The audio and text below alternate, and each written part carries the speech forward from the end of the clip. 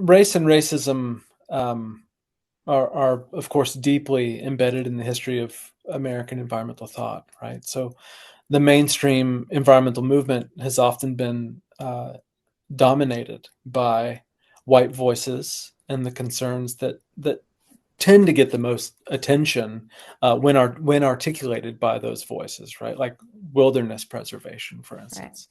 And those concerns historically have overlooked the realities of environmental racism. So communities of color are being disproportionately exposed to pollution, toxic waste, the effects of climate change, et cetera.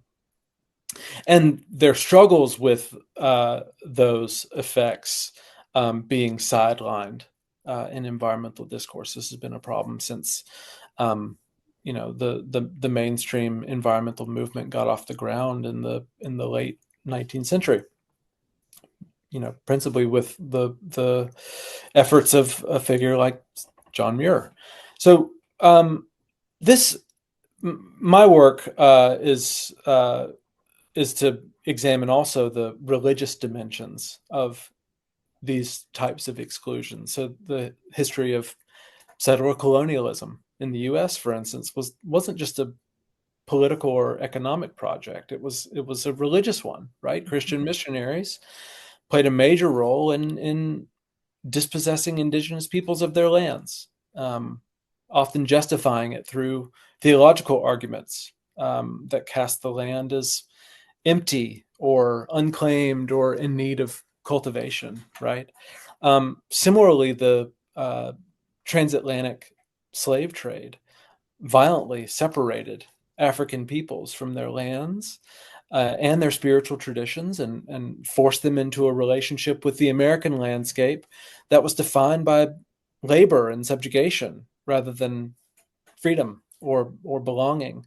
And the ways in which religious reasoning to support these sorts of practices, these sort of economic practices, and this sort of cultural and economic forms of subjugation were given religious reasons. So if we want to center racial justice in our religious and environmental work, which I think we should want to do, I think we have to start by acknowledging these histories. Um, a lot of my work is focused on the ways in which American environmentalism in its current present day iteration can do that acknowledgement work. It's work that gets done by recognizing that American environmentalism is a living tradition that has participated in these modes of domination, precisely so that coming to a self-conscious awareness of that participation can sort of lead a path forward for not participating in that domination any longer, right? But beyond that acknowledgement, I think we also need to actively amplify the ecological thought and spiritual traditions of communities that have been historically excluded. So indigenous knowledge systems, for instance, which contain ways of relating to the land that don't separate the religious from the ecological, or Black environmental thinkers since the emergence of especially the environmental justice movement, that draw attention to the ways in which racial justice and environmental justice concerns are inseparable.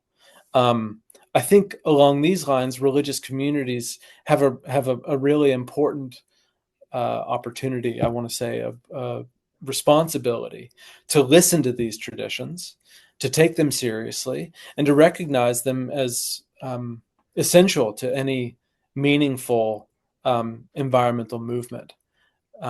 So for me, uh, as a as someone who comes at this through the lens of my sort of commitment to rehabilitating American environmentalism as a living tradition that should not be engaged in the sort of methods and means of domination that it's participated in the past.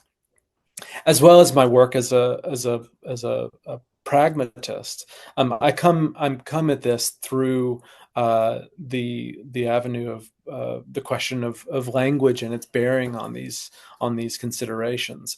The words we use shape whose voices are heard and whose get ignored. So if environmentalism continues to be framed in a way that centers only certain kinds of experiences, if it assumes, for instance, that environmental concern is primarily about protecting pristine wilderness, then it's going to leave out many of the communities for whom environmental harm is not, a sort of abstract issue, but an immediate and lived reality, right?